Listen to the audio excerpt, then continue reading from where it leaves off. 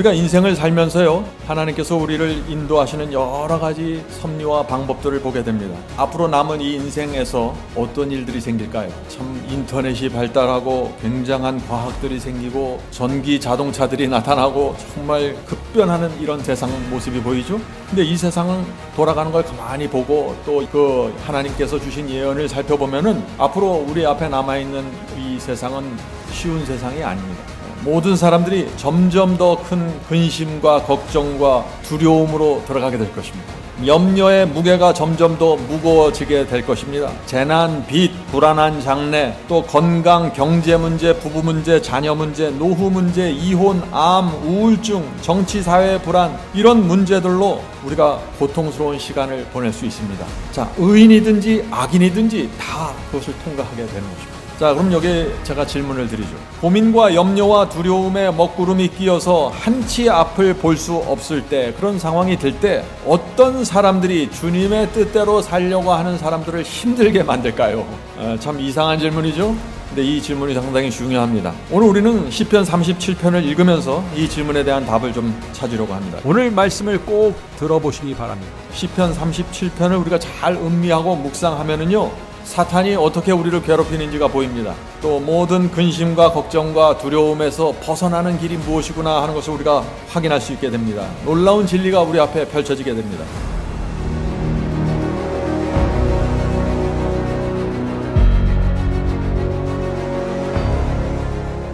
자, 이제부터 시편 37편 1절부터 한 절 한 절 읽으면서 좀 확인하도록 하겠습니다. 악을 행하는 자를 인하여 불평하여 하지 말며 불의를 행하는 자를 투기하지 말지니라. 사람들은요, 악을 행하는 사람들이 잘 되는 걸 보면 불평합니다. 왜 그럴까요?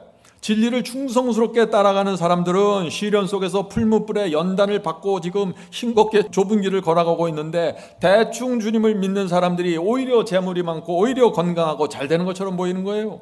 그래서 마음속에 의심이 생기는 것입니다. 왜 이런 일이 생길까? 교회에서도 마찬가지입니다. 신앙이 없는 사람들이 지도자가 되고 권세 잡는 모습을 보면 마음에 어떤 생각이 들까요? 정말 이래도 되는 거야? 주님의 뜻대로 살려고 애쓰는 사람들이 자꾸 실망하게 되는 것입니다. 저도 젊은 시절에 그런 비슷한 문제에 좀 빠진 적이 있습니다. 가끔씩 제가 살던 곳에 친구들이 찾아오는데, 그 친구들 중에 어떤 친구들은 주님 뜻대로 살질 않아요. 진리에 관심이 없습니다. 근데 그들을 가만히 보면 복을 저보다 더 많이 받는 거예요. 교회에서도 인정받고 존경받는 것입니다. 저는 별로 받지 못하는데, 나는 주님 뜻대로 살기 위해서 정말 시골까지 가고 힘들게 살고 돈 벌 기회도 포기했는데, 선교를 하기 위해서 집중하고 있는데, 어떤 사람들은 주님께 충성하지 않는데 일이 잘 풀리고 형통한 것처럼 보이는 것입니다. 그런 모습을 보면서 제 마음에 은근히 부러움이 생기는 것이죠. 내 자동차는 이렇게 낡고 허름한데 저 친구들의 자동차는 늘 새로 나온 신차야. 그런 모습을 보면 제 마음속에 그때 20대 후반에 이런 생각이 스쳐 지나가는 것입니다. 어떻게 신앙도 잘 지키고 돈도 잘 버는 방법 없을까? 성도 여러분, 이런 고민과 혼돈이 있는 사람들은 시편 37편을 봐야 된다 하는 것입니다. 자, 2절 보겠습니다. 2절, 저희는 악인들은 풀과 같이 속히 배임을 볼 것이며 푸른 채소같이 쇠잔할 것이미로다. 지금 하나님께서 뭘 말씀하고 계세요? 악인들이 지금 당장 네 눈에 잘 되는 것처럼 보이지 끝에 가서 봐, 이 얘기를 하는 것입니다. 지금은 푸른 채소처럼 싱싱하게 보이지만 결국 쇠잔하게 되고 결국 심판받게 될 거예요. 그러므로 너는 옆 사람 보지 말고 앞만 보면서 끝까지 진리대로 살아, 이 말씀하는 것입니다. 성도 여러분, 시편 37편에 왜 이런 말씀이 있을까요? 그 당시 이스라엘 백성 중에 이런 고민을 빠진 사람들이 많이 있었던 거 아닐까요? 주님 뜻대로 살지 않는 사람들의 번영을 보면서 부러워하지 말고 불평하지 말라는 것입니다. 왜냐하면 결국 하나님께서 심판하실 것이기 때문이다. 이것이 시편의 말씀입니다. 성도 여러분, 성경을 보면은요, 단 하나의 악과 죄도 그냥 지나가지 않습니다. 반드시 하나님의 심판대 앞에 올려지게 됩니다. 그것이 하나님의 공의입니다. 그래서 모든 사람은 죄를 범했을 때 하나님 앞에 가서 죄 사함을 받고 회복되어야 하는 것입니다. 자, 3절 보죠. 여호와를 의지하며 선을 행하라. 자, 남들이 악을 행할 때 너는 여호와를 신뢰하고 선을 행하라는 것입니다. 남들은 재물과 평판과 인기를 위해서 살지만 너는 좁은 길을 가면서 하나님께 영광을 돌리라, 이 말씀을 하시는 것입니다. 자, 질문을 드리죠. 경쟁에서 이기기 위하여 싸워야 하고 피 튀기게 싸우지 않으면 나만 뒤처질 것 같은데 어떻게 경쟁하지 않고 의의 길을 걸어갈 수 있습니까? 남들은 돈 버는데 올인해 있는데 어떻게 나만 말씀에 집중하고 봉사하고 희생하면서 살 수 있습니까? 하는 질문입니다. 20대 후반에 시골에 가서 살고 있는데 친구가 왔는데 그 친구가 저랑 같이 대학에서 공부하던 친구인데 그 미국에 박사학위 받으러 왔더라고요. 아니, 어제까지만 해도 신앙에 집중하고 있었는데 오늘 박사학위 준비하는 그 친구 보니까 야, 이건 나만 뒤처지는 거 아니야? 여호와를 의지하고 신뢰하지 않으면 계속해서 사람의 마음이 흔들리는 것입니다. 하나님께서 결국 모든 것을 다 갚아주시고 보상해 주신다는 그 믿음이 없으면 이 세상에 살면서 계속해서 진리를 따르고 선을 행하면서 살 수 없다는 것입니다. 하나님을 신뢰하는 믿음이 없으면 불안해서 어떻게 해요? 계속해서 내가 내 앞가림만 하면서 살게 되는 것이에요. 그러다가 진리를 놓쳐버리는 것입니다. 성도 여러분, 남들이 뭐라고 해도 우리가 가야 할 길을 가야 하는 것입니다. 그것이 신앙입니다. 악인들의 번영 때문에, 하나님께 관심이 없는 사람들의 성공 때문에 흔들리지 마십시오. 묵묵히 선을 행하면서 진리대로 사십시오. 하나님께서 여러분이 상상하는 이상으로 보상해 주십니다. 진리를 붙잡고 살면은 어떤 때는 참 망할 것처럼 느껴지죠. 그래도 끝을 바라보면서, 우리 인생의 끝에 주어지는 하나님의 보상을 바라보면서 주의 말씀과 예언을 신뢰하고 전진하라는 것입니다. 그것이 신앙이고 그것이 시편 37편의 기별입니다. 오늘 이 37편의 기별을 읽을 때 정말 하나님 앞에 나와 있는 마음으로 이 말씀을 받게 되길 바랍니다. 자, 계속해서 이어지는 성경절 읽겠습니다. 여호와를 의지하며 선을 행하라. 땅에 거하여 하나님의 성실로 식물을 삼을지어다. 자, 하나님의 성실로, 하나님의 신실함으로 식물을 삼는다 하는 것이 무슨 뜻이에요? 하나님의 신실함을 밥처럼 먹고 살라는 것입니다. 하나님께서는 신실합니다. 하나님께서 한번 말씀하시면 반드시 약속을 지키십니다. 그러므로 우리들은 그 하나님의 신실함을 붙잡고 살라는 것이죠. 반드시 의인들에게 보상하시고 악인들을 심판하신다는 이 성경의 진리를 붙잡고 살라는 것입니다. 지금 당장 우리 눈앞에는 그런 것들이 이루어지지 않고 오히려 상황이 뒤바뀐 것처럼 보이지만 눈에 보이는 것을 믿지 말고 눈에 보이지 않는 하나님의 약속을 붙잡고 살라는 것입니다. 4절 보겠습니다. 또 여호와를 기뻐하라. 저가 네 마음의 소원을 이루어 주시리로다. 상황이 어떻게 돌아가든지 간에 기뻐하라는 것입니다. 왜요? 여호와께서 우리의 소원을 결국에는 들어주실 것이기 때문에 말이죠. 많은 사람들이 오늘 소원 들어주세요 그래요. 하나님께서 오늘 안 들어주실 수 있습니다. 그러나 인생의 끝에 반드시 모든 것을 갚고 정리해 주시고 우리가 믿지는 장사 안 하게 된다는 것입니다. 주께서 충성하는 자들의 소원을 반드시 이루어 주실 것이므로 한눈 팔지 말고 전진해라. 그것도 그냥 억지로가 아니라 할 수 없이가 아니라 감사와 기쁨으로 말이죠. 성도 여러분, 어렵고 힘들 때 여호와를 보면은 기뻐지십니까? 기뻐지면 그거 진짜 신앙입니다. 난 정말 힘들어 죽겠는데 여호와를 생각하면 마음이 갑자기 기뻐져요. 진짜 신앙입니다. 여호와께서 반드시 약속하신 것을 모두 이루어 주시고 여호와께서 주신 예언이 반드시 정확하게 성취될 것이기 때문입니다. 결국에는 진리가 승리할 것이기 때문에 내가 지금 상황이 어렵고 힘들고 앞이 막막해도 기뻐할 수 있다는 것입니다. 성도 여러분, 이것이 믿음입니다. 이런 믿음을 가지면 어떤 시련과 어떤 환난도 다 정복하고 넘어갈 수 있다는 것이죠. 성도 여러분, 하나님께 순종하지 않는 사람들이 승리하는 것이 아닙니다. 하나님께 순종하는 사람들이 승리하고 보상을 받는 것이에요. 이것이 분명해야 돼요, 우리 마음속에. 자, 5절 보죠. 너의 길을 여호와께 맡기라. 저를 의지하면 저가 이루시고. 제가 좀 강조하는 단어 보이세요? 여호와께 맡기고 의지하는 것이 조건입니다. 성도 여러분, 우리 길을 여호와께 맡기고 의지해야만 여호와께서 우리의 길을 인도하실 수 있다는 것입니다. 맡기고 의지하지 않고 자기 마음대로 돌아다니는데 어떻게 여호와께서 우리를 인도해요? 여러분들 자녀 키워보셨잖아요. 부모에게 길을 맡기고 의지하지 않고 자기 마음대로 돌아다니면서 사고 치는데 어떻게 부모가 그 아이를 인도할 수 있어요? 안 되는 거 아니에요. 하나님께서도 마찬가지입니다. 여호와를 의지하지 않고 내 마음대로 살면은 인도함을 받지 못한다는 것입니다. 약속이 이루어지지 않는다는 것이죠.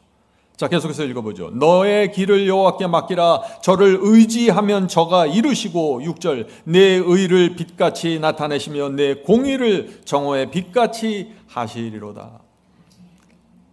여호와께 모든 것을 맡기고 의지하고 살면은 우리의 의를 빛같이 나타내시고 공의를 빛처럼 나타내신다는 것입니다. 약속입니다. 그러므로 성도 여러분, 세상 번영 쫓지 말고 세상 재물 쫓지 말고 하나님을 신뢰하고 주께서 인도하시는 길을 따라가십시오. 그렇게 하면은 주께서 우리의 의를 빛같이 나타내신다고요. 약속입니다. 말씀을 따라 좁은 길을 걸어가려고 할 때 고민거리들이 생깁니다. 그래서 이게 신앙이 잘 안 되는 거예요. 말씀대로 내가 살려고 하면은 고민거리가 자꾸 생겨요. 어떤 때는 직장에 문제가 생기고, 어떤 때는 돈 버는 방법을 내가 바꿔야 하는 상황이 생기고, 어떤 때는 가족 사이에서 충돌이 생기고, 염려와 두려움이 생기는 것입니다. 내가 정말 이 진리를 이렇게 믿고 끝까지 갈 수 있을까? 제가 처음 이 신앙을 받아들였을 때 그걸 염려했어요. 아니, 오늘 이번 주는 내가 견딜 수 있을 것 같은데 평생 내가 이렇게 살 수 있을까? 이 두려움이 밀려오는 거예요. 어떻게 해야 됩니까? 여호와께 맡기는 수밖에 없는 것이죠. 여호와께 맡기고 의지하는 것입니다. 이렇게 맡기고 의지하면 여호와께서 이루어 주신다는 것입니다. 성도 여러분, 어차피 인생은 우리 뜻대로 되질 않아요. 여호와께 맡기고 의지하는 이런 신앙을 배우지 않으면은요, 이 세상을 살 수가 없습니다. 늘 염려하고 늘 걱정하고 초조하고 안달하고, 그런 사람들이 어떻게 마지막 짐승의 표 환란이 올 때 이길 수 있겠어요? 안 되는 거 아니에요. 진리의 빛을 붙잡고 주님을 따르기로 결정할 때 확고하게 해야 됩니다. 어영부영하면 안 돼요. 세상 사람과 똑같이 살고 똑같이 걱정하고 똑같이 경쟁하면은 교회를 다니고 성경을 읽고 예배드리는데 하나님과 상관없이 살게 되는 것입니다. 그것이 참 답답한 것이에요. 우리가 하나님의 백성이 되었으면은 세상과 완전히 다른 모습으로 살아야 되는 것입니다.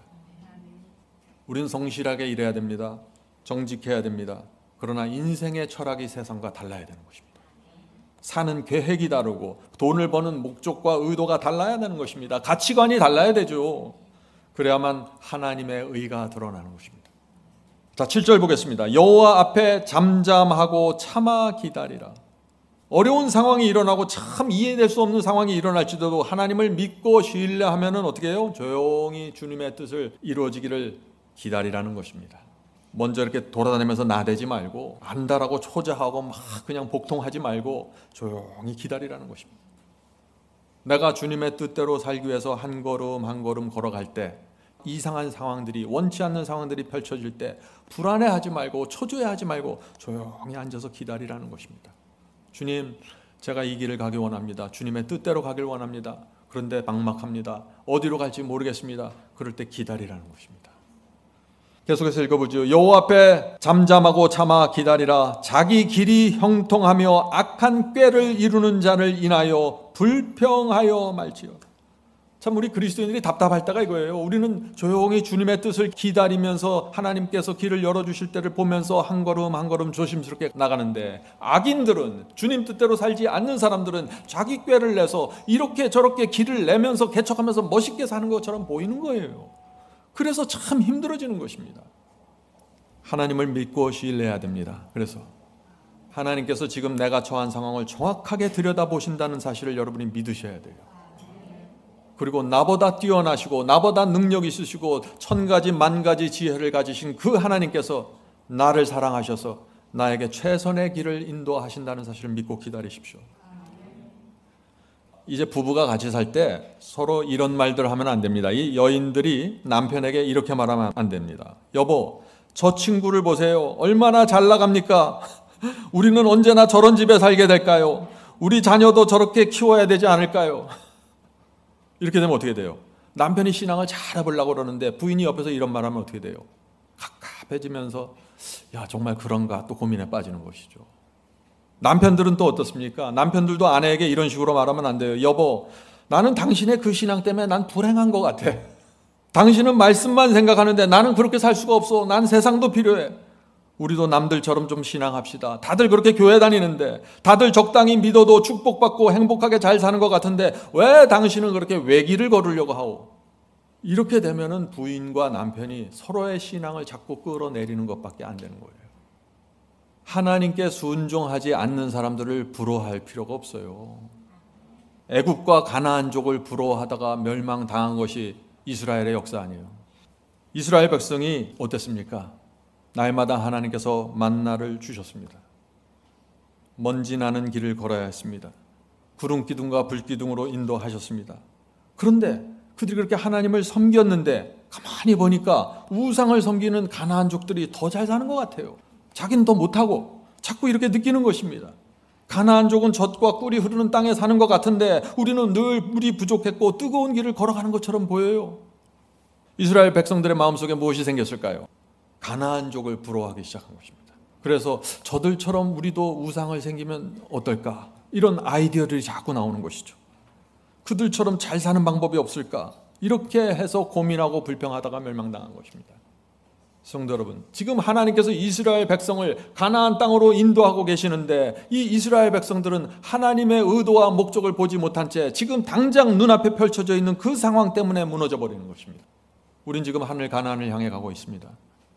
그 길을 가는 과정 중에 여러분들이 전혀 원치 않는, 기대하지 않는 그런 상황들이 얼마든지 일어날 수 있다는 것이죠.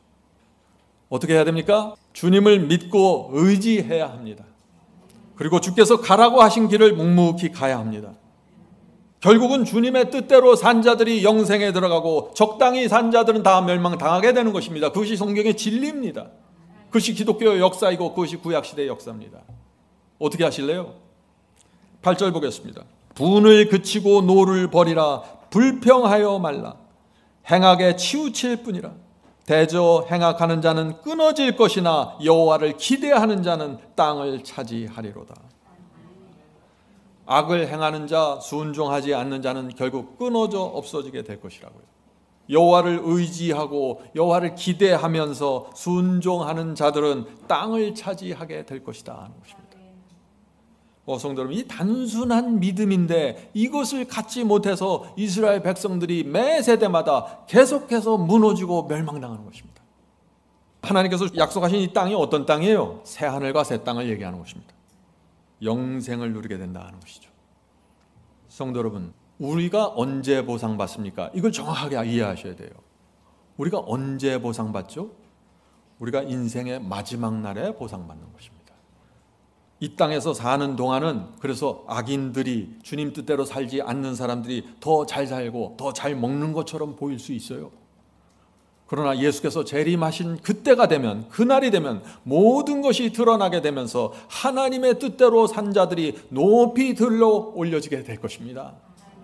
그것을 바라보고 사는 것이 믿음입니다.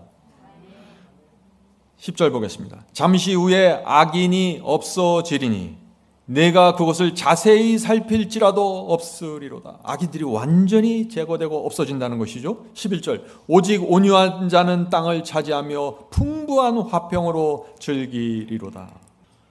성도 여러분, 지금 10절에서 무엇을 말하고 있나요? 마지막 결과를 말하고 있는 것입니다. 중간 과정은 이럴 수가 있어. 중간 과정은 순종하지 않는 가나안족들이 더 잘 사는 것처럼 보일 수 있어. 그러나 마지막은 달라. 지금 그 말씀을 하시는 거죠. 마지막 결과를 봐야 된다는 것입니다. 악하게 산 사람들, 순종하지 않은 사람들 모두 사라지게 되고 지옥불에 태워서 제거된다는 것입니다. 마지막 날에는 오직 주님 뜻대로 산 자들이 화평을 누리게 된다 하는 것입니다. 성도 여러분, 오늘부터 마지막 결과만을 바라보면서 사셔야 돼요. 이번 주에는 이랬는데 다음 주에는 어떨까? 이렇게 생각하는 게 아니에요, 그리스도인은. 이번 주에 이런 일이 생겼고 지난주에 저런 일이 생겼고 앞으로 이런 일이 생길지라도 나는 마지막 결과만을 보면서 가겠습니다. 이것이 신앙입니다. 흔들리지 않는 신앙이죠. 이런 사람들이 끝까지 견디고 충성하게 되는 것입니다. 오늘날의 교회의 문제가 무엇이에요? 오늘날 교인들이 자꾸 지금 당장 축복받아야 돼요. 지금 당장 구원 받아야 돼요. 지금 당장 구원의 확신을 얻어야 돼요. 지금 당장 도와주신다는 그 축복을 받아야 되는 것입니다. 속임수입니다. 이런 일은 없습니다. 그렇게 말하는 사람들이 있으면 거짓 선지자입니다. 성도 여러분, 인내와 믿음으로 좁은 길을 가는 것입니다. 보상은 좁은 길에 시작할 때 받는 것이 아니라 좁은 길의 끝에서 받는 것입니다. 좁은 길을 그래서 끝까지 흔들리지 않고 가는 성도들이 하늘 문을 열고 들어가게 되는 것입니다. 이것이 정확하게 마음에 각인이 되면 흔들리지 않는다는 것입니다. 자, 12절 보겠습니다. 악인이 의인 치기를 꾀하고, 악인이 의인을 치기를 꾀하고 향하여 그 일을 가는도다. 13절, 주께서 저를 웃으시리니 그날의 이름을 보심이로다. 어떤 장면이죠? 지금 악인들이 의인들을 공격하고 무너뜨리라고 애를 쓰는 것입니다. 이를 갈면서. 그런데 하나님께서는 그 모습을 보면서 웃으신다고요. 왜 웃으실까요? 마지막 심판 날이 있기 때문이죠. 중세기에 수많은 수천만 명의 사람들이 죽고 핍박당하고 순교를 당했지만 하나님께서는 끄떡하지 않으십니다. 마지막 날에 모든 것을 갚고 모든 것을 보상하고 모든 것을 드러내면서 이 세상 역사를 마칠 것이기 때문이죠. 그날이 될 때까지 하나님께서는 성령을 통해서 우리 양심의 음성을 주시면서 확신을 주시면서 우리를 끌고 가시는 것입니다. 성도 여러분, 악인들이 괴롭히고 핍박할 때 웃어야 하는 것입니다. 주님 뜻대로 살지 않는 사람들이 마지막 시입한 날에 그 엄청난 고통과 무서움 속에서 지옥불의 고통을 당할 것을 보면 정말 불쌍하게 보이는 것입니다. 자, 14절 보죠. 악인이 칼을 빼고 활을 당기어 가난하고 궁핍한 자를 엎드려 드리며 행위가 정직한 자를 죽이고자 하나. 15절, 도리어 그 칼이 자기의 마음을 찌르고 그 활은 부러지리로다. 성도 여러분, 이 땅에서요, 우리가 주님의 뜻대로 살고 말씀대로 진리대로 살면은요, 사탄이 가만히 있을까요? 사탄이 가만히 있지 않죠. 악인들을 충동질해서 어떤 데는 칼을 흔들게 만들고 어떤 데는 활을 쏘게 만든다는 것입니다. 괴롭힌다는 것입니다. 그러나 하나님께서 승리하신다는 것입니다. 악인들이 자신들이 휘둘렀던 칼로 자기의 마음을 찌르고 그 활은 부러진다는 것입니다. 무슨 뜻이에요? 악인들이 양심의 고통을 당하게 된다는 것입니다. 결국에는 말이죠, 그 행위를 심판받게 된다는 것입니다. 그래서 이 시편 37편은 악인의 모습과 의인의 모습을 펼쳐 보이면서 너 어느 길을 택할래? 이것을 묻는 것이에요. 선을 행하면 선이 돌아오고 악을 행하면 악이 돌아오는 것입니다. 지금 당장은 아무것도 나타나지 않는 것처럼 보이죠. 악을 마음대로 행해도 아무런 결과가 없는 것처럼 보이죠. 그러나 결과가 반드시 돌아온다는 것입니다. 모든 사람은 자기 행한 대로 심판받는다. 이것이 성경의 진리 아니에요. 16절입니다. 의인의 적은 소유가 많은 악인의 풍부함보다 승하도다. 참 귀한 말씀이죠. 성도 여러분, 이 말씀을 우리가 경험으로 이해해야 됩니다. 주님 뜻대로 살면은 가난해질 수 있고 기회를 놓칠 수도 있고 남들보다 부족해질 수 있습니다. 물질과 환경이 부족할 수 있습니다. 그러나 마음은 훨씬 더 풍요롭다는 것입니다. 말씀에 순종하는 자들의 마음이 늘 풍요롭습니다. 의인의 적은 소유가 많은 악인의 풍부함보다 승하도다. 17절 보겠습니다. 악인의 팔은 부러지나 의인은 여호와께서 붙드시는도다. 여호와가 누구예요? 우주를 창조하신 하나님이세요. 하나님께서 붙드시는 사람들이 되어야 되지 않겠습니까? 눈앞에 있는 이익을 쫓아다니다가 팔이 부러지고 다리가 부러지면 무슨 소용이 있겠어요? 이 말씀이 새겨져야 합니다. 악을 행한 팔은 결국 부러집니다.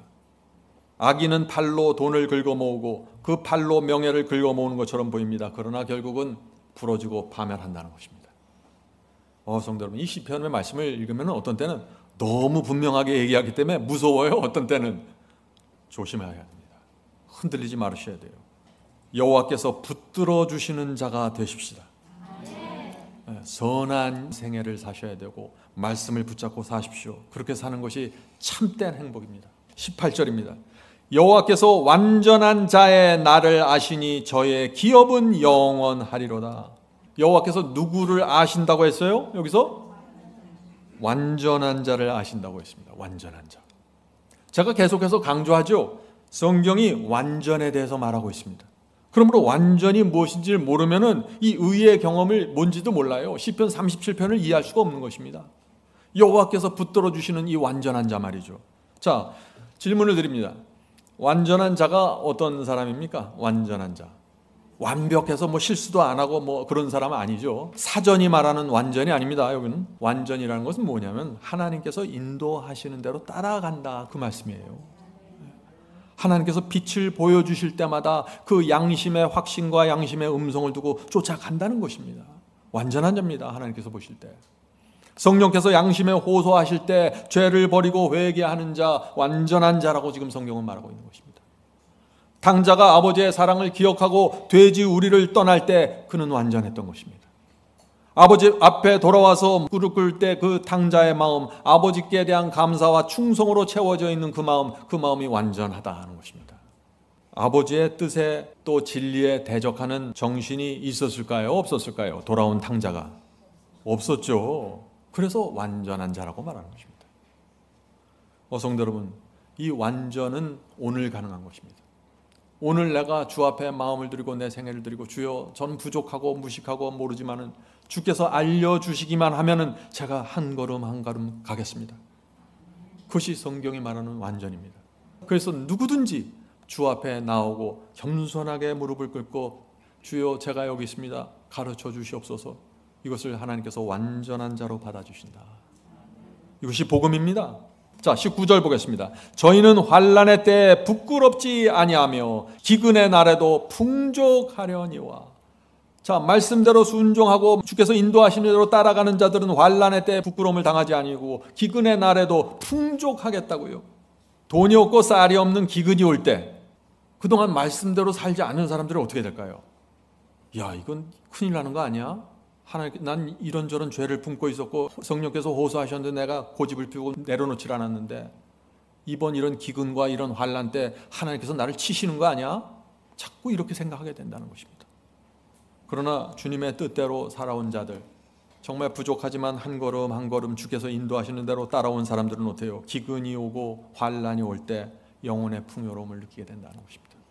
성도 여러분, 이것이 무엇인지 우리가 이 시편 37편을 통해서 잘 묵상해 보시길 바랍니다. 왜 이 사람들은 환난이 오고 기근이 오는데 영혼의 평안이 있을까요? 주께서 나를 여기까지 인도하셨다는 확신이 있기 때문에 그렇습니다. 성도 여러분, 환난과 고난이 올 때 부끄럽지 않고 풍요로우려면 어떻게 돼야 돼요? 첫째, 양심의 가책이 없어야 되잖아요. 정죄받는 느낌이 없어야 되잖아요. 그래야만 주께서 나를 인도하신다는 확신을 가질 수 있는 것입니다. 이것은 내가 믿습니다 한다고 믿어지는 게 아니잖아요. 이게 짐승의 표 환난이 와서 매매할 수 없고 먹을 것을 살 수 없는 그런 상황이 됐을 때 하나님을 진실하게 진심으로 따라왔던 성도들에게 하나님께서 붙들어 주심이 있고 인도하심이 있고 먹을 것이 공급되는 것입니다. 네. 자, 20절 보겠습니다. 악인은 멸망하고 여호와의 원수는 어린 양의 기름같이 타서 연기되어 없어지리로다. 악인은 돈을 꾸고 갚지 아니하나 의인은 은혜를 베풀고 주는도다. 참 여기 재밌는 말씀이 나오죠. 주님 뜻대로 살면은 가난할 것 같지만 늘 도와주면서 산다는 것입니다. 성경 말씀이 그 말씀 아니에요? 의인은 은혜를 베풀고 주는도다. 그런데 악인은 어떻게 돼요? 열심히 돈 벌려고 이것저것 애를 쓰는데 자꾸 돈을 꾸고 갚지 못하게 된다는 것이에요. 이것이 성경 말씀이에요. 왜 그럴까요? 왜 이런 문제가 생길까요? 욕심 때문에 그런 것입니다. 자꾸 무리를 하게 되고 의롭지 않은 방법으로 재물을 쌓으려고 하니까 자꾸 실수하고 넘어지게 된다는 것입니다. 성도 여러분, 우리는 하루하루 사는 것입니다. 하루하루 성실하게 일하고 근검절약하면서 사는 법을 배워야 하는 것입니다. 욕심을 내면은 무리하게 되고 계단을 건너뛰어서 올라가려다가 다리 부러집니다. 조심하셔야 돼요. 사탄은요, 우리 인간의 욕심과 욕망을 자극해서 사람들을 무너뜨리는 것입니다. 그런데 하나님께서는 어떻게 인도하세요? 우리를 day by day, 하루하루 인도하신다는 것입니다. 하나님께서 일용할 양식을 구하라고 하셨잖아요. 기도할 때 일용할 양식을 구하라. 하루치를 구하라. 10년치 한꺼번에 달라고 기도하지 말고 하루치를 구하라. 오직 하나님께서 오늘 내게 주신 것에 만족하면서 살라는 것입니다. 그러면 하나님께서 내일 또 인도해 줄게, 이렇게 하는 것이에요. 엘리야도 그랬죠. 엘리야도 까마귀로 하루하루 먹이셨습니다. 3년치 양식을 한꺼번에 주지 않았어요. 까마귀 한 번만 해서 다 한 번에 해결하진 않았어요. 오늘 하나님께서 내게 주신 것에 만족하는 신앙, 이것이 신앙의 비결입니다. 이렇게 해야 우리가 오늘 눈을 뜨고 일어날 때 오늘도 하나님을 의지하겠습니다. 이렇게 신앙을 하게 되는 것입니다. 그런데 이런 신앙이 사라지고 오늘 날마다 하나님을 의지하는 신앙이 사라지면 자기도 모르게 자꾸 욕심이 들어오게 되고 기도가 막히고 말씀이 막히고 양심의 평안이 사라지면서 자꾸 무리하는 일들이 생긴다. 여러분들, 이 시편에서 주신 이 지혜의 말씀을 받으셔야 돼요. 그것이 여러분 자신을 보호하는 길입니다. 얼마 전에 제가 하나님의 재정 원칙이라는 말씀을 해서 유튜브에 올려놓았죠. 여러분들 꼭 들어보십시오. 마지막 시대 성도들이, 우리 그리스도인들이 어떻게 재정을 운영하는가에 대한 말씀입니다. 이 말씀이 여러분의 인생을 크게 보호해 줄 것입니다. 자, 22절 보겠습니다. 주의 복을 받은 자는 땅을 차지하고 주의 저주를 받는 자는 끊어지리로다. 23절 중요한 말씀입니다. 여호와께서 사람의 걸음을 정하시고 그 길을 기뻐하시나니. 여기 분명히 나오죠. 여호와께서 우리가 가야 할 길을 정해 놓으셨다고요. 사람들은 이 말을 보면서 그 예정론 아니야? 하나님께서 자유의지를 줘놓고 가는 길은 또 다 정해놨다. 이게 무슨 얘기야? 이렇게 생각하는 거예요. 그런 뜻이 아니죠. 여호와께서 우리가 가야 할 길을 정해 놓으셨습니다. 근데 그 정해 놓은 길은 주께서 기뻐하시는 길이라는 것입니다. 물론 하나님께서 우리에게 자유의지를 주셨습니다. 우리가 원하는 길을 선택할 수 있어요. 우리가 돼지 우리도 들어갈 수 있고 아버지께 돌아갈 수도 있습니다. 선택은 우리에게 있는 것입니다. 그러나 주께서 기뻐하시는 길은 정해 놓으셨다는 것입니다. 너에게 자유의지를 줬어. 두 길이 있어. 그러나 내가 기뻐하는 길은 이 길이야. 너 어떻게 할래? 이렇게 묻는 것입니다. 진리는 정해져 있는 것입니다. 진리는 그때그때 변하는 것이 아니에요. 이 길은, 주께서 기뻐하시는 이 길은 에덴 동산부터 예수께서 재림하실 때까지 전혀 변하지 않고 하나의 길로 유지되는 것입니다. 그 길은 주께서 기뻐하시는 길이에요. 그 길은 사탄이 싫어하는 길입니다. 자, 24절 보겠습니다. 저는 의인입니다. 저는 넘어지나 아주 엎드러지지 아니함은 여호와께서 손으로 붙드심이로다. 의인들도 넘어지고 쓰러질 때가 있다. 그런데 엎드려진 상태로 계속해서 엎어져 있지 않다. 왜? 주께서 붙잡아 주시기 때문에. 이런 말씀이죠. 의인은 하나님께서 붙들어 주신다는 것입니다. 의인들은 유혹을 받을 때 성령을 의지해서 붙드신 바 되는 것입니다. 의인들은 하나님께서 주신 말씀을 기억하면서 붙잡게 되는 것입니다. 넘어졌더라도 탕자처럼 다시 돌아오는 것입니다. 의인입니다, 그것이. 비록 넘어져서 죄를 범했을지라도 성령의 호소와 책망을 들으면서 다시 나오는 것입니다. 그래서 붙드심을 받게 되는 것입니다. 제가 오래전에 한 목사님께 이런 질문을 했어요. 목사님, 의인도 넘어져서 죄를 짓고 악인도 넘어져서 죄를 짓는 것 같은데 뭐가 차이입니까? 의인은 넘어질지라도 회복이 됩니다. 의인은 넘어질 때 다시 일어날 생각을 합니다. 이전보다 더 큰 충성으로 주 앞에 나가게 됩니다. 이것이 탕자입니다. 성도 여러분, 다 똑같이 넘어지는 것 같지만 그 마음속에서 이루어지는 경험이 다른 것입니다. 알곡과 가라지가 그것이 차이가 있는 것이에요. 자, 질문 드리죠. 하나님께서 왜 의인들의 넘어짐을 허락하실까요? 왜 의인들이 넘어지는 걸 허락하십니까? 아예 넘어지지 못하게 미리미리 다 막아주시지. 그렇게 다 막아주면 못 배워요.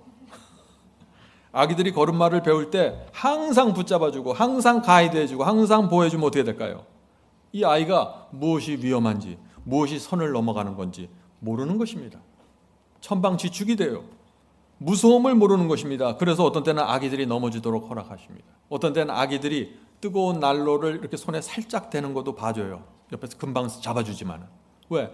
그것을 느껴야 돼요. 그래서 다시는 가지 않죠. 성도 여러분, 아기가 넘어지고 다치면서 한 걸음씩 걷는 법을 배우는 것처럼 우리도 배우면서 걷는 것입니다. 많은 사람들이 이런 질문을 해요. 난 거듭났는데 침례 받은데 왜 넘어지죠? 왜 넘어져요? 배우라고 넘어지는 거예요. 다시는 넘어지지 말라고. 우리 인간이 교만해서 성경에서 글로만 읽으면 배우질 못해요. 이 길이 의의 길이니까 이리로 가 성경책에 나오잖아요. 이것이 계명이니까 이렇게 행하라 성경책에 다 나오잖아요. 그런데 사람이 교만해서 배우질 못하는 거예요. 꼭 가봐야 돼. 반대쪽으로 가서 쾅 부닥치고 코피가 난 다음에 안 되는군요 하나님. 이렇게 되는 거예요. 그래서 여러분들이 어린아이 같은 단순한 심령으로 갈수록 다치지 않고 건강한 모습으로 주께서 기뻐하시는 길을 가게 되는 것입니다. 그래서 어떤 사람들은 맨날 자빠져서 코피 흘리는데 엉엉 울고 있는데 어떤 사람들은 그 인생이 순탄한 거예요. 왜 그래요? 주께서 인도하시는 길을 고집부리지 않고 따라가기 때문이죠. 잘 생각하셔야 돼요. 이것이 무엇인지. 자, 25절. 내가 어려서부터 늙기까지 의인이 버림을 당하거나 자손이 걸식함을 보지 못하였도다. 이 유명한 말씀이죠. 이 의인은 정말 주님 뜻대로 살고 주께 충성하는 이런 의인들은, 이런 성도들은 결코 버림을 당하지 않고 그 자손까지 걸식하지 않는다는 이 약속이 있는데도 불구하고 자꾸 사람들이 불안한 것입니다. 주님의 뜻대로 살면 걸식하게 되지 않을까? 내 자식이 혹시 문제가 되는 거 아니야? 경쟁력이 없는 거 아니야? 자꾸 이런 걱정을 하게 되는 것입니다. 저도 젊었을 때 그랬어요. 처음에 이 신앙을 받고 들어오는데 턱 보니까 앞에 좁은 문이 있는 거예요. 좁은 문 너머로 이렇게 기웃거리니까 어떻게 그 뒤에 험난하게 보여요. 저 문 열고 잘못 들어갔다가 엄청 고생할 것 같아. 두려운 것입니다. 그런데 그 좁은 문으로 들어가서 여기까지 왔잖아요. 굶지 않고. 주께서 한 끼도 굶기지 않으셨습니다. 앞이 보이지 않고 막막한 때도 있었지만 날마다 일용할 양식을 공급해 주셨습니다. 성도 여러분, 하나님을 믿으셔야 됩니다. 하나님께서 우리의 생애를 최선의 길로 인도하십니다. 어떤 땐 벼랑길이 최선의 길일 수도 있다는 것이죠. 염려하지 마시고 하나님께서 인도하신다는 걸 믿고 사세요. 그것이 참된 영혼의 평안이고 행복입니다. 이 지혜를 놓쳐버리면 그 다음부터는 내 뜻대로 내 꾀대로 살다가 넘어지고 자빠지고 코피 흘리다가 그냥 인생이 끝나버려요. 그런 분들 얼마나 많은지 모르겠어요. 그런데 주님을 믿는다고 말합니다. 참 그래서 더 불쌍해요. 이제 제가 되돌아보니까 제 인생의 모든 것이 하나님의 완전한 계획 속에서 이루어져 온 것입니다.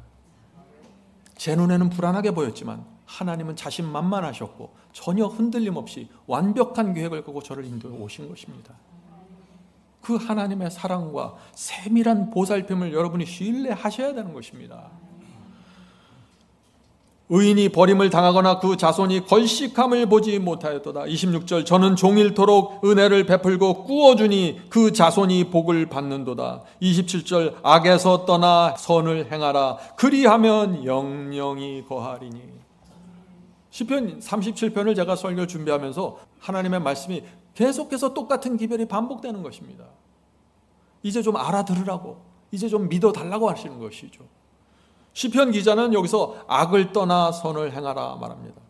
어떻게 선을 행하요? 죄와 악을 떠나야만 선을 행할 수 있다는 것입니다. 왼손에는 악, 오른손에는 선을 자꾸 살지 말라는 거예요. 그것은 선이 아니라는 것입니다. 많은 사람들이 오늘은 오른손으로 악을 행하고 내일은 왼손으로 선을 행하면서 내가 선을 행하고 있다고 생각하는데 그것은 성경이 말하는 선이 아니라는 것입니다. 많은 사람들이 죄와 악을 품고 있으면서 봉사하고 헌신합니다. 또 어떤 사람들은 하나님의 뜻을 무시하고 마음대로 살면서 또 교회 와서는 봉사하고 선행을 합니다. 이런 생활을 살면서 양심이 마비되면서 성령의 인도하심을 놓쳐버리는 것이죠. 자기가 무슨 일을 하는지도 모르고 살아가는 것입니다. 이렇게 되면은. 성도 여러분, 오늘부터 다시 우리 시작합시다. 먼저 십자가 앞에 가서 어린 양의 피로 용서받고 회개하고 우리의 양심을 씻어야 됩니다. 번제단 앞에서 죄를 태워버리십시오. 그리고 성령께서 주신 은혜대로 주의 말씀을 붙잡고 한 걸음 한 걸음 따라가십시다. 그것이 시작입니다. 그렇게 하면은 마음이 정죄에서 풀려나게 되고 은혜로운 마음, 풍요로운 마음으로 선을 베풀게 되는 것입니다. 사람을 자비롭게 대하게 되는 것입니다. 이것이 의의 원칙이에요. 아주 단순합니다. 28절. 여호와께서 공의를 사랑하시고 그 성도를 버리지 아니하심이로다. 자, 여호와께서 누구를 버리지 않는다고요? 잘 들으세요. 악을 떠나 선을 행하는 성도들. 이런 성도들 버리지 아니하시니로다. 저희는 영영이 보호를 받으나 악인의 자손은 끊어지리로다. 결국 계속해서 37편이 똑같은 얘기를 하고 있죠. 예, 똑같은 얘기를 하고 있습니다. 악인들이 잘 되는 것을 보지 말라는 거예요. 그거 다 쓸데없는 거라고. 엿보지 말고 앞만 보면서 가라는 것입니다. 예? 다른 사람들이 어떤 집에 살고 어떻게 돈을 쓰는지 어떤 차를 타는지 보지 말라는 거예요. 너는 주께서 정하신 길을 그대로 가. 이것이 하나님께서 우리를 인도하시는 지혜입니다. 성도 여러분, 여러분이 이것이 진리다라는 그 진리를 붙잡고 확신을 가졌으면은 이것저것 보지 말고 그 길을 쭉 가셔야 돼요. 한참 가다가 뒤돌아보고 이거 내가 올바로 가는 거야. 자꾸 이렇게 둘러보니까 무너지는 거예요. 마음에 불신이 생기고 의심이 생기면서. 우리가 정말 이 진리에 대한 확신을 하고 한 길을 쭉 가면은 나머지는 하나님께서 다 알아서 해주시는 거예요. 여호와를 의지하고 맡기라. 그럼 내가 다 알아서 해줄게. 왜 네가 자꾸 꾀를 부리니? 너는 어린아이처럼 단순하게 그대로 살아. 그러면 내가 나머지는 다 처리하고 나머지는 상황을 만들어줄 거야. 지금 이 말씀을 하시는 거예요. 자, 29절 보겠습니다. 의인이 땅을 차지하며 거기 영영이 거하리로다. 30절 의인의 입은 지혜를 말하고 그 혀는 공의를 이르며 31절 그 마음에는 하나님의 법이 있으니 그 걸음에 실족함이 없으리로다. 성도 여러분, 여기 분명히 나오죠. 의인이 땅을 차지한다고요. 의인이 새하늘과 새 땅을 가게 되는 것입니다. 거기서 영원히 사는 것입니다. 누가 의인입니까? 여긴 또 다르게 표현합니다. 마음에 하나님의 법이 새겨진 사람들. 자, 마음에 하나님의 법이 있으면 실족하지 않는다고 했어요. 무슨 뜻이에요? 우리 마음에 하나님의 법에 대한 충성하고자 하는 소원과 결정이 새겨져 있으면 실족하지 않는다는 것입니다. 무리하지 않게 되고 욕심내지 않게 되고 그래서 사탄에서 덫에 걸리지 않는다는 것입니다. 히브리서 10장 16절 보겠습니다. 주께서 이르시되 그날 이후로는 그들과 맺을 새 언약이 이것이라 하시고 내 법을 하나님의 법을 그들의 마음에 두고 그들의 생각에 기록하리라 하신 후에. 새 언약이죠. 어떤 사람들이 하나님과 새 언약을 맺는다고 했습니까? 하나님의 법, 하나님의 계명이 마음과 생각에 기록되는 성도들입니다. 구약시대 시내산에서 하나님께서 그것을 돌비에 기록해놓고 너희는 이것을 지키라고 했는데 이제 새 언약시대에는 이제 내가 직접 너희 마음과 생각에 기록해 놓을 테니까 너희는 그대로 지켜, 이 말씀을 하시는 거예요. 다른 법의 내용입니까? 똑같은 법이 기록되는 것입니다. 똑같은 계명이 기록되는 것이에요. 그런데 마음에 기록되는 것입니다. 마음에 기록된다는 것이 무엇이에요? 내 간절한 마음과 소원을 갖고 주께서 제게 해주신 이 말씀을 제가 지키면서 살겠습니다. 이것이 마음에 기록되는 경험입니다. 생각에 기록되는 경험입니다. 모든 사람은 이 땅에 태어나면서 구원받을 수 있는 기회를 얻게 됩니다. 인생이라는 은혜의 시간과 기회를 얻고 태어나는 것입니다. 그런데 많은 사람들이 이 마음과 생각에 이 하나님의 법이 기록되지 못하기 때문에 자꾸 인생을 엉뚱하게 소비해버리고 마는 것입니다. 자꾸 대세거리고 눈앞에 있는 이익을 쫓아다니다가 자꾸 무너지다가 무덤 속에 들어가는 것입니다. 참담한 것입니다. 의인이 땅을 차지하며 거기 영영이 거하리로다. 그 마음에는 하나님의 법이 있으니 그 걸음에 실족함이 없으리로다. 마음에 하나님의 법이 기록되면 실족함 없이 하늘 도성에 들어간다는 것이죠. 이 얼마나 분명한 하나님의 말씀입니까? 32절 악인이 의인을 엿보아 살해할 기회를 찾으니 33절 여호와는 저를 그 손에 버려두지 아니하시고 여호와께서 의인을 악인의 손에 버려두지 않는다는 거죠. 재판 때에도 정죄치 아니하시리로다. 어떤 사람이 의인입니까? 이사야서에 보면 의인이 누구라는 아주 자세한 디스크립션이 있습니다. 설명이 나와요. 이사야 33장 14절부터 16절 시온의 죄인들이 두려워하며 경건치 아니한 자들이 떨며 이르기를 우리 중에 누가 삼키는 불과 함께 거하겠으며 우리 중에 누가 영영이 타는 것과 함께 거하리요 하도다. 제 악인들은 지금 참 삼키는 불과 무서운 불 속에 들어가게 된다 하는 것이죠. 그런데 의인들은 그러면 어떤 모습으로 사는가 그것을 설명하는 것입니다. 자, 계속해서 읽겠습니다. 오직 의롭게 행하는 자, 정직히 말하는 자, 이런 사람들이 의인이라는 것이에요. 지금 의인들이 어떻게 말하고 행동하고 살아가는지 그 말씀을 하는 것이거든요. 의인들은 말할 때 행할 때 의롭고 정직하다는 것입니다. 의롭고 정직하다, 이게 무슨 뜻이에요? 말을 하는데 그 말 그대로라는 거예요. 말은 이렇게 해놓고 뒤에서 뒤통수 치고 이런 게 없다는 거예요. 말을 하면 그 말이 정확하게 말하는 의미대로 전달이 된다는 것입니다. 은근히 상대방이 넘어지도록 덫을 놓지 않는다는 것이에요.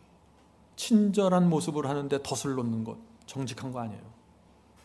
정직히 말하는 자, 토색한 재물을 가증히 여기는 자, 이것이 의인입니다. 잘못된 방법으로 더럽게 얻은 재물을 가증하게 바라보는 자, 이들이 의인이라는 것입니다. 손을 흔들어 뇌물을 받지 않은 자, 누가 뇌물을 주려고 하면 손을 흔들어서 난 상관없습니다 그런 거하고, 이게 의인이라는 거예요. 얼마나 노골적으로 설명하는지 모르겠어요. 귀를 막아 피 흘리려는 꾀를 듣지 아니하는 자, 다른 사람을 피 흘리게 하려고, 괴롭게 하려고 덫을 놓는 사람들이 있죠. 그런 것이 있으면 듣지 않는다는 것입니다. 성도 여러분, 거듭난 성도들은 이렇게 못한다는 거예요. 성령께서 역사하시기 때문에, 어떤 말을 듣고 어떤 뭐를 볼 때 성령께서 내 양심을 지배하시기 때문에 내가 그렇게 그 음흉하고 더럽고 투명하지 않는 일을 내가 가담하지 못한다는 것입니다. 그렇게 되질 않아요, 마음이. 눈을 감아 악을 보지 아니하는 자. 어떤 사람이 내 앞에 악을 이렇게 보여줘요. 눈을 감아버린다는 것이에요. 의인이에요, 이것이. 악한 말이 들어올 때 귀를 닫아버린다는 것입니다. 의인입니다. 성도 여러분, 의인에 대해서 정확하게 이해하셔야 돼요. 의인은 친절하고 싹싹하고 겸손하고, 물론 의인이 그러면 좋겠죠. 그러나 그것은 개성이고 기질입니다. 여기서 말하는 의인은 뭐예요? 확실하게 선을 긋는 사람들이에요. 의인은 의의 원칙에 정확하게 서 있는 사람들이다. 그것을 지금 말하고 있는 것입니다. 성격이 싹싹하고 긍정적이고 아름다운 뭐래요? 불투명하고 음흉하고 뒤에 자꾸 다른 것이 깔려 있는데, 복선이 깔려 있는데 굉장히 안 좋은 거예요. 그건 악인이라는 것이에요, 그게. 자, 계속해서 읽어보죠. 눈을 감아 악을 보지 아니하는 자, 높은 곳에 거하리니 견고한 바위가 그 보장이 되며 그 양식은 공급이 되고 그 물은 끝이지 아니하리라 하셨느니라. 자, 성도 여러분, 제가 질문을 드리죠. 이제 정리하는 질문 드리면, 어떤 사람들에게 하나님께서 견고한 바위가 되고 환난 속에서도 양식이 공급되고 물이 끊이지 않는다고 했습니까? 기도원에 들어가서 기도 열심히 하는 사람들이요? 아니잖아요. 여기 시편에 분명히 말씀하잖아요. 주님의 뜻대로 사는 성도들, 계명을 지키는 성도들, 정직한 성도들, 악한 꾀가 들어올 때 단호하게 거절하는 성도들, 의의 원칙 위에 서 있는 성도들, 이런 성도들은 밤새 기도하지 않아도 하나님께서 알아서 높은 곳에 올려놓고 보존하시겠다는 거예요. 공급하시겠다는 것입니다. 내 백성이니까 말이죠. 하나님을 믿으십시오. 하나님께서 주신 의의 원칙을 신뢰하십시오. 힘들고 어려워질지라도 하나님께 순종하고 의의 원칙에 정확하게 서 있으면 하나님께서 다 알아서 해결하시고 구원하십니다.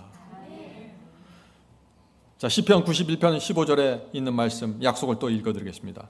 그가 내게 간구하리니 내가 그에게 응답하리라. 이런 사람들 되고 싶죠? 내가 간구하기만 하면 하나님께서 응답하신다. 이런 사람들 얼마나 좋아요. 자, 어떤 사람들이 이들인가? 그들이 환난 당할 때 내가 그와 함께하여 그를 건지고 영화롭게 하리라. 이것이 약속입니다. 어떤 사람들에게 이 약속이 주어질까요? 오늘 시편 37편에서 우리가 이걸 확인한 것입니다. 말씀대로 순결하게 사십시오. 정직하게 사시고, 그렇게 살면 환난의 때 하나님께서 건져주시고 영화롭게 해주시겠다고 약속하시는 것입니다. 눈앞에 있는 것에 상황에 흔들리지 마세요. 성도 여러분, 애굽을 그리워하면 안 됩니다. 가나안족을 부러워하면 안 됩니다. 그렇게 되면 두리번 거리다가 무너지고 주께서 정하신 그 길을 끝까지 갈 수 없어요.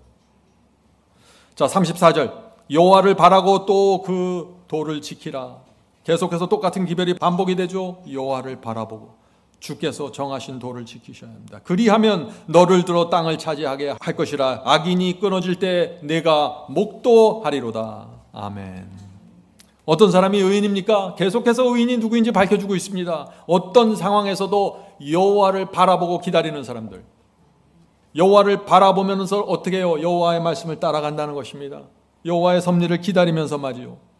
악인과 의인의 특징이 분명히 나오죠. 악인은 조급합니다. 눈앞에 있는 이익 때문에 자꾸 흔들립니다. 정직까지 버려요. 악인들은 사람들의 인정을 받기 위해서 꾀를 냅니다. 진리를 자꾸 버려요. 악인은 돈과 이익이 걸려 있으면 그냥 무너져 버립니다. 악인입니다, 이것이. 성도 여러분, 성경은 악인들은 반드시 끊어져 없어질 것이라고요. 하나님과 사탄의 전쟁입니다, 이것이. 계속 사탄이 이런저런 것을 통해서 진리를 향해 가는 사람들 자꾸 흔들어대는 것입니다.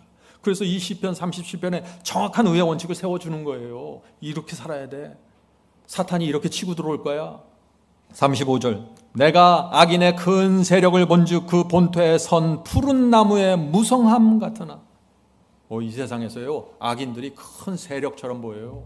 그래서 사람들이 자꾸 의지하는 것입니다. 악인은 늘 신선한 푸른 나무처럼 풍부하게 보여요. 이 시편 말씀의 이 표현입니다. 그래서 조심해야 되는 것입니다.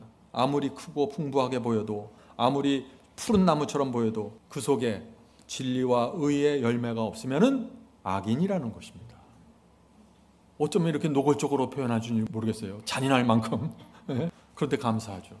이렇게 정확하게 잘라주지 않으면 사람들은 계속해서 혼돈하니까 말이죠. 자, 36절, 사람이 지날 때 저가 악인이 없어졌으니 내가 찾아도 발견치 못하였도다. 하나님의 심판이 이루어졌다는 것입니다, 악인들에게. 그래서 악인들이 지금 아무리 크고 풍요롭게 보여도, 아무리 큰 기득권처럼 보여도 결국에는 그들에게 악이 있고 의의 열매가 없으면 불타서 사라진다.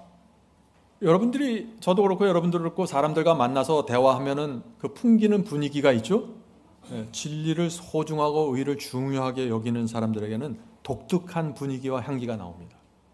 그건 숨길 수가 없어요. 한국 사람이든지 미국 사람들이든지 다 똑같아요. 인종이 달라도. 대화하고 말씀으로 교제해보면은 이 사람이 지금 무슨 사람이구나 딱 나와요. 속일 수가 없는 것입니다. 독특한 향기가 있기 때문에 그런 것입니다. 자, 37절, 완전한 사람을 살피고, 또 완전히 나오죠. 완전한 사람을 살피고 정직한 자를 볼지어다. 화평한 자의 결국은 평안이로다. 마지막으로 성경절 하나 읽고 마치도록 하겠습니다. 하박국 3장 17절 19절, 여러분들 잘 아는 성경절입니다. 비록 무화과 나무가 무성치 못하며 포도나무에 열매가 없으며 감람나무에 소출이 없으며 밭에 식물이 없으며 우리의 양이 없으며 외양간에 소가 없을지라도, 저는 아직 이런 상황까지 들어간 적 없는 것 같아요. 다 없어진 거예요. 인생의 모든 것이 망가지고 황폐한 것입니다. 그런데 이런 상황에서도 여호와를 의지하면 살아날 수 있다는 것입니다. 지금 이것이 하박국서의 기별이에요. 나는 여호와를 인하여 즐거워하며 나의 구원의 하나님을 인하여 기뻐하리로다. 주 여호와는 나의 힘이시라. 나의 발을 사슴과 같이 하사 나의 높은 곳에 다니게 하시리로다. 야, 이 세상 사람들이 볼 때 정신병자라고 할 거예요. 그렇잖아요. 이거 보세요. 무화과 나무가 무성치 못하고 포도나무가 있는데 열매가 없어요. 감람나무에서도 아무것도 안 나와. 밭에 식물이 있나 뭐 채소가 있나 봤더니 없어요. 우리의 뭐 양이 있나 봤더니 양도 없고, 외양간에 소가 있나 했더니 소도 없어요. 다 없어요. 그런데 뭐라 그래요 지금? 나는 즐겁습니다. 하나님을 인하여 기쁩니다. 주 여호와는 나의 힘이십니다. 이래서 승리하는 것이에요. 이래서 사탄이 꼬리를 내리고 가버리는 것입니다. 하나님과 사탄의 전쟁에서 어떻게 이기는지를 정확하게 보셔야 돼요. 사탄은 여러분에게 시련을 던져주고 저 인간이 기가 죽나 움츠려드나 염려와 두려움 때문에 밤에 잠 못 자나 그거 지켜보는 거예요. 그리고 그런 것 같으면 더 괴롭혀요. 이거 이번 기회에 완전히 짓밟아 버려야지 하고. 그런데 무화가 없어? Fine. 외양간에 소 없어? 괜찮아. 나는 여호와로 인하여 기쁩니다. 이러면 어떻게 돼요? 사탄이 더 이상 할 말이 없는 거예요. 알겠습니다 하고 돌아가는 거죠. 이것이 승리입니다.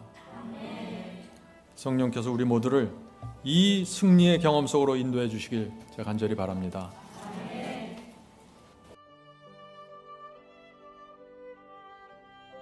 하늘에 계신 아버지, 저희가 하나님을 믿되 살아계신 하나님을 믿도록 저희의 마음을 인도해 주시옵소서. 하나님께서, 여호와께서 실제로 저의 인생을 인도하시고 보살피고 계시다는 사실을 잊지 않도록 도와주시옵소서. 그래서 어둠이 밀려오고 시련과 두려움과 염려와 근심의 먹구름이 몰려올지라도 그 너머에 있는 하나님을 바라보게 축복해 주시옵소서. 주여, 저희가 주변에 있는 상황 때문에 흔들리지 않도록 붙잡아 주시고, 저희가 붙잡은 이 진리를 끝까지 인내하면서 견디고 전진할 수 있도록 축복해 주시옵소서. 하늘에 계신 아버지, 저희 성도들 가운데 어려움이 있고 부족함이 있고 고민이 있는 성도들이 있습니다. 이 시간에 그들의 마음을 어루만져 주시고 회복시켜 주시고 치유해 주셔서 다시 일어나서 시작할 수 있도록 붙잡아 주시옵소서. 그들 마음속에 있는 주님을 향한 간절함을 주께서 아시오니 불쌍히 보시고 도와주시옵소서.